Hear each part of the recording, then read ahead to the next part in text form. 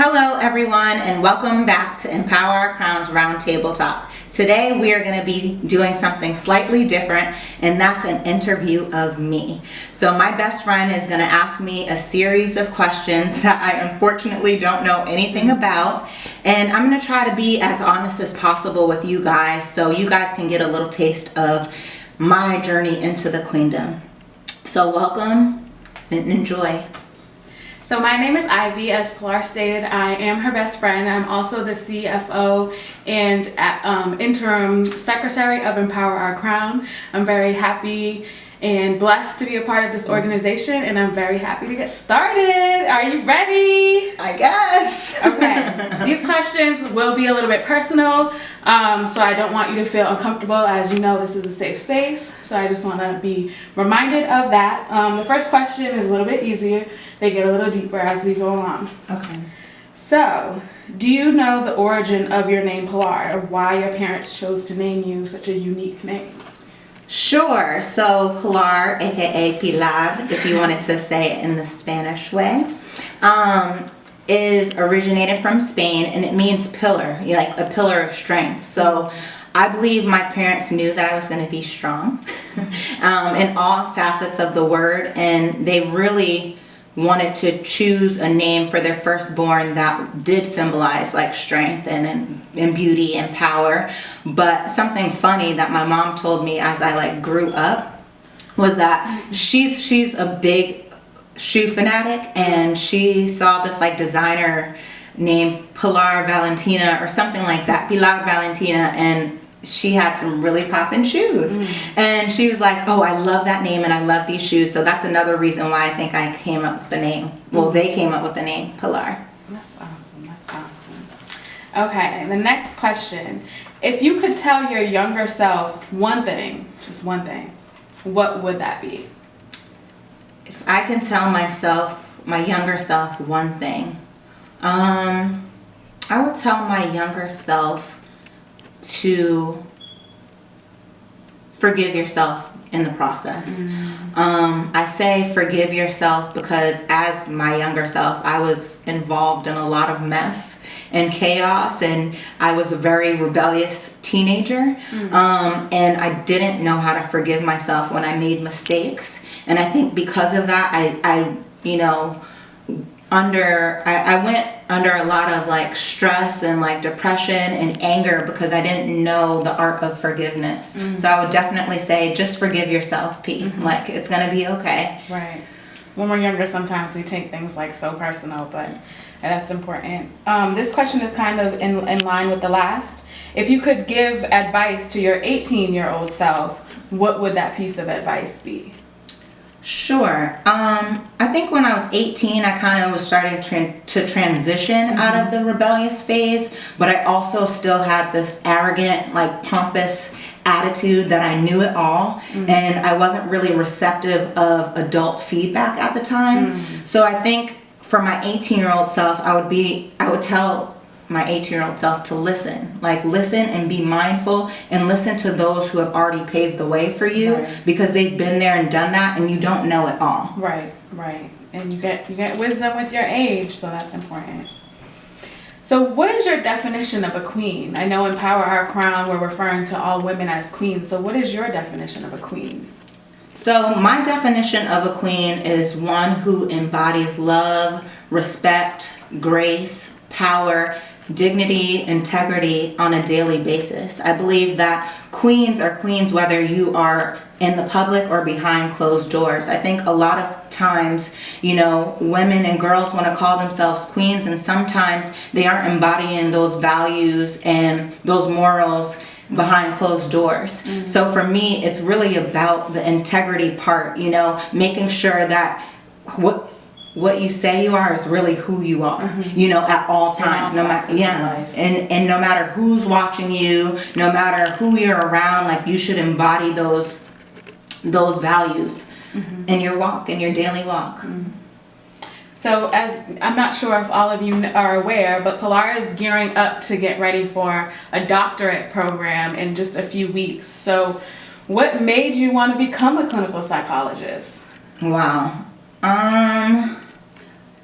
Well, I've always loved psychology. I think that in high school, I was in AP Psych in my senior year of high school, and I just fell in love with it. And it was so intriguing to know, like, people's minds and like the way they behave and why they behave in the way that they do. So when I fell in love with it my senior year, I was like, I have to do this in college. I have to continue this. And I ended up having a psych major with a mental health concentration, and I was able to do different internships and stuff in undergrad. And then I loved it so much, I went to go get my master's in mental health counseling, where I was exposed to different internships and different classes and, you know, different jobs actually that really helped prepare my clinical advancement and also help me understand that psychology was for me. And last year, I started to apply to a lot of doctoral programs, clinical psychology and also counseling psychology. Unfortunately, last year I didn't get into any of the programs. I was very discouraged about this because I thought I had, you know, gotten enough experience clinically. You know, I had probably like 5 years of experience clinically, and then, you know, I started to do some research and stuff on the side, and I made it to the interview process and I just didn't get in. And I was like, oh my gosh, like what is going on? But I'm still practicing psychology through my work and, you know, through different volunteer programs and then also running workshops. So I was like, let me try again this year because this is something I'm truly passionate about. You know, sometimes when we fail at things, we either just fall off because we're like, oh, I'm so discouraged, I cannot do this anymore. Right. Or we boss up and try to do it again. So I tried again.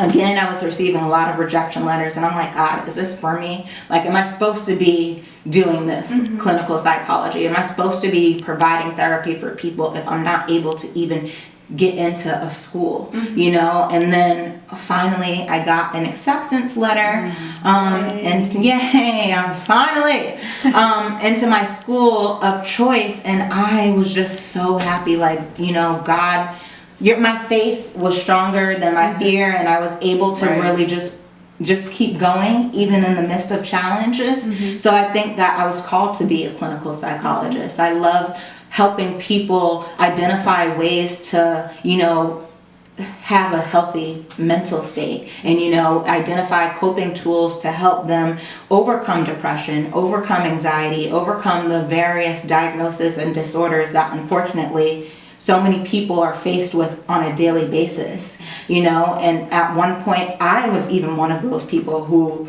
were facing and battling with a diagnosis, depression actually. So I know how it feels to be on both sides. And for me, I really want to be an expert in what I love, so I'm able to help people grow and help people feel good about themselves. I imagine that's one of the main reasons why you decided to embark on this journey of creating an organization of Empower Our Crown. Yeah, I definitely do think that's true. Mental health and wellness is one of our pillars for Empower Our Crown. It's actually the foundation of everything that I do with Empower Our Crown. Even if it's educational training that we're doing, I have mental health be the basis of that. If it's something that we're doing in the arts, mental health is the basis. Like the last event that I had, that of course you know you were there. It was a therapeutic sip and paint, and in that it was like, you know, your typical. It wasn't your typical sip and paint where you come and you sit and you paint and you know what you're gonna paint. Right. Self-portrait. Right. It was but really it was a self-portrait. But the thing that Ambrosia did, and shout out to you, Ambrosia, thank you so much for helping me facilitate that space, was we told people, you guys are doing a self-portrait, and everyone was so nervous and so scared and so anxious, and that's kind of what the point was. You know, we are so anxious and scared about the unfamiliar, and we get fixated on trying to develop such a like great perfect product when in reality there's nothing that's going to be perfect. So she took us on this journey of just, you started off very anxious, and by the end of it, all of us felt like really confident and empowered, even though our pictures looked like crap. And they were like but it was beautiful at the same time. It really was. And for me, I didn't participate in that because I wanted to observe the audience and see this transformation from really, moods and personalities. And like, I saw that it started off as like, really anxious and fear provoking, and then it ended very calm and happy. Out of your comfort zone. Just going with the flow. Going with the flow. And that, for me, is where the mental health piece came in. Sometimes we just have to go with the flow. So, yeah. So this question isn't so deep, but who are your women heroes? Oh, okay. So anybody who knows me knows that I think my number one woman hero is my mom. She is someone that I look up to from the day I could talk, the day I could see. That's someone that she embodies like that power, that grace, that poise, that just super intelligent, but also the compassion for people. And from a young age, I was like, I have to be like this woman. Like, I need to be the next Dr. Tucker. The way she moves, even everything from her style to like dressing up in heels and everything. I still steal her clothes and her heels, but I've always wanted to be like her. So that's my number one hero. Definitely my number one hero. I would also say my Nana. She is the matriarch of the family. I mean, she's held stuff down from day one. She's someone who is very loving and caring and really takes on that nurturing role, if that we can call on. And you just saw how she took care of generations of people. And for me, that is just so empowering and inspiring to see that you can be strong and powerful, but also soft and gentle. You can be fierce and bold, but you can be quiet and dainty, and just take complete control of the family and hold things down, hold shit down for real. That's another one. And then I would say Michelle Obama is my third. I have a list of them, but I'll stop at 3. I think Michelle Obama embodies, again, grace, power, intelligence, and to be a first lady in a country that was really not built for you, and just remain so classy and respectful and hold your man down in the midst of all the chaos, confusion, like turmoil, pain, things that are thrown at her, even when she's not ready, and she still rises. Still I rise. Still she's a phenomenal woman. I just think that is, that type of grace and power is unparalleled.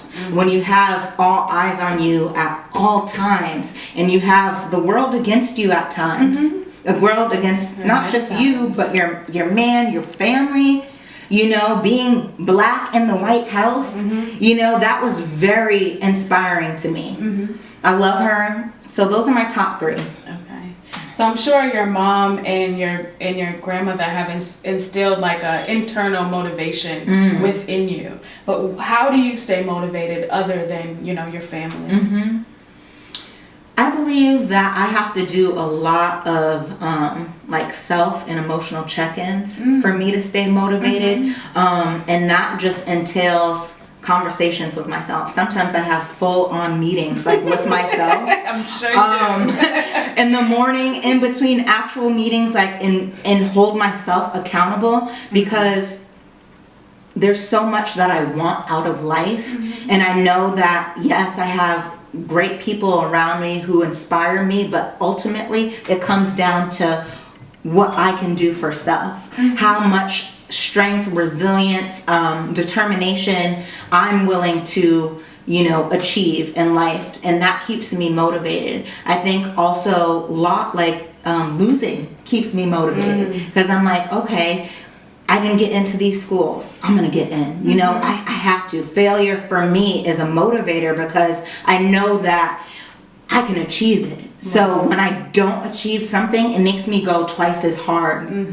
to achieve it. And then just being better than my old self, like making sure that I'm outdoing myself. I'm never really focused on what other people are doing, but it's competing with yourself. It's competing with myself every day and trying to outdo the Pilar yesterday, you know, and trying to outdo the Pilar 5 minutes ago, and knowing that I was created to be powerful.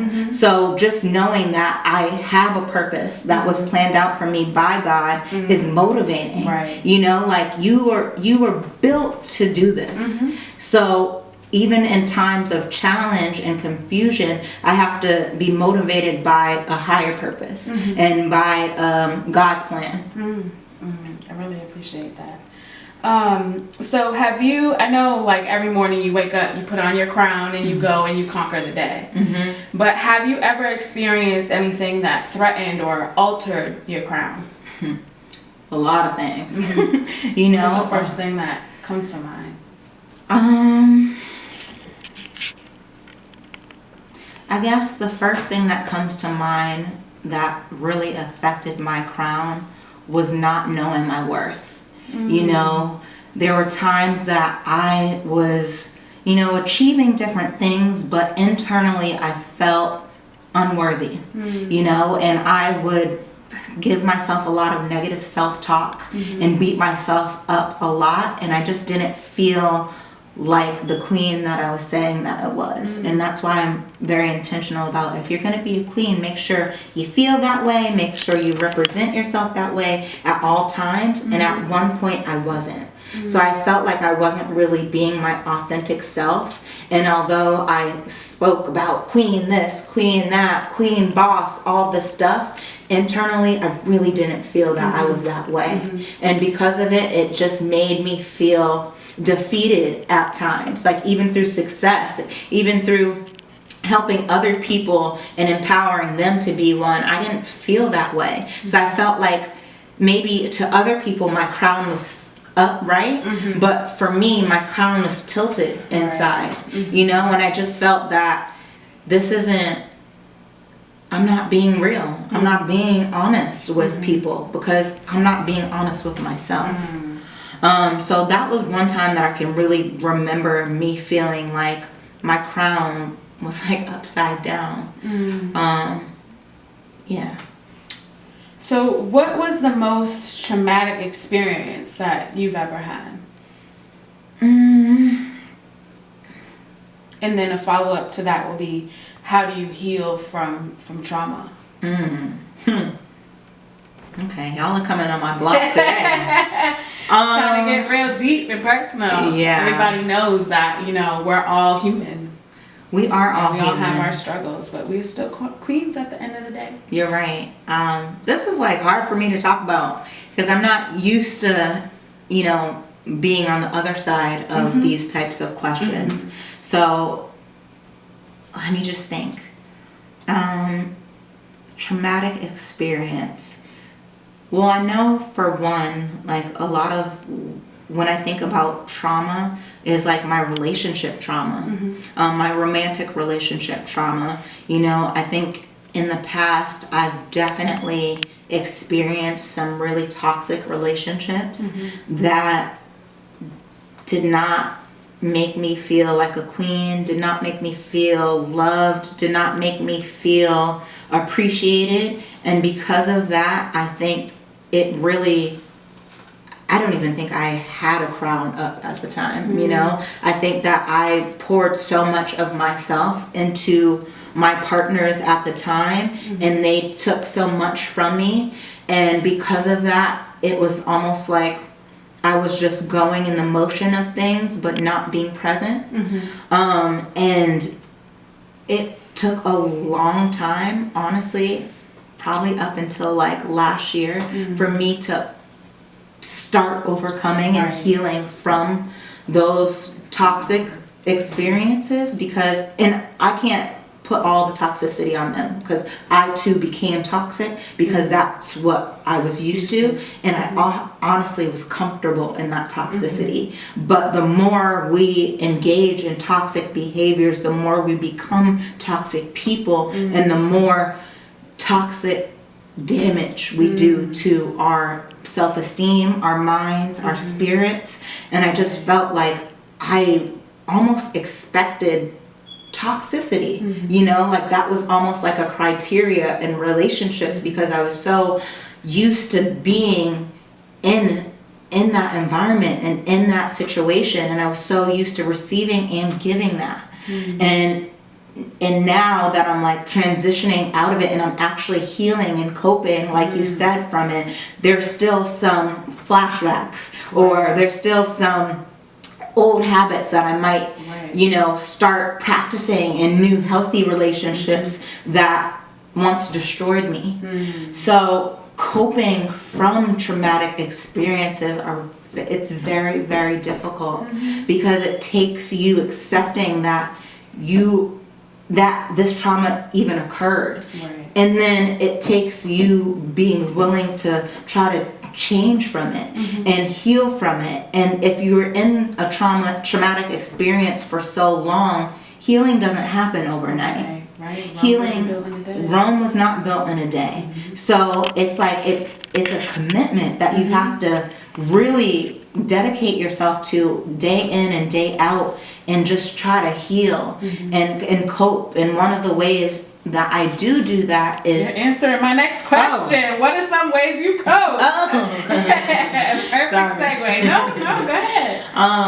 One of the ways that I believe I cope is through prayer. Like I've seen a major shift in my life when I started developing my spiritual relationship and my relationship with God. You know, I feel like the closer I became, the closer I was to God, and the closer I become to God, it seems like the easier it is to deal with challenge.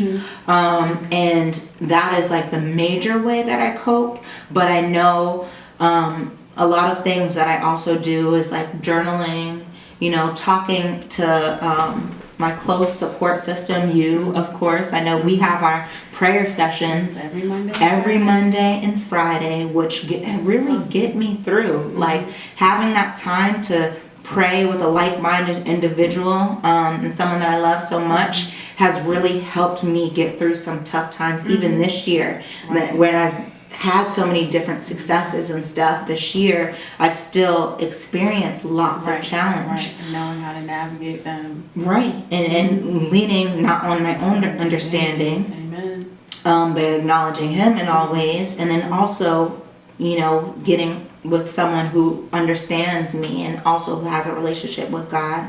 And also, like, outside of the spiritual realm of things, I think something that I do is like I said, journaling.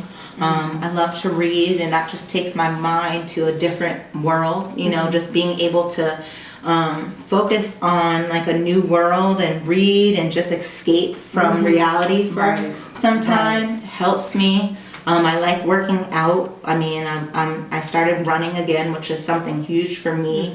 It's a major stress reliever. Running, hiking, anything, dancing. I like to dance. Listening to music is everything. Different genres. Absolutely. I listen to everything from rap to classical to gospel to pop. You know, I love music because that's also an escape for me.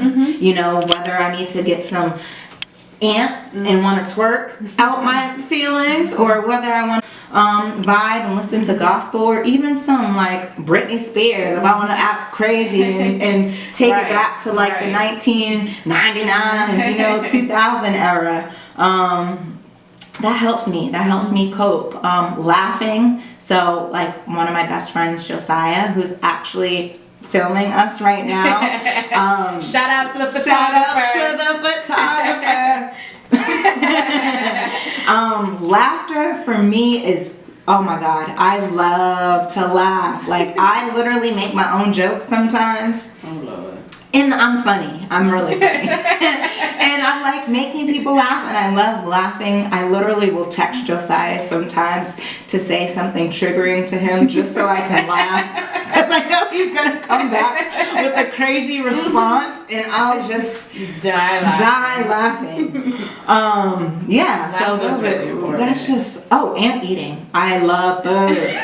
A good meal just puts me in like a good mood, and I just, sometimes you need that. sometimes you just need some comfort, and food does that. Hanging out with friends and family, that is like, you know, traveling is the biggest. I love traveling. If I could get paid to travel, I would travel the world. Right. Sign me up. Seriously, sign me up, pack my bags, and I will not return, because I love traveling, like experiencing different cultures and food, and just a new world outside of Boston, you know, right? It's so amazing. It's so amazing. So those are a few things.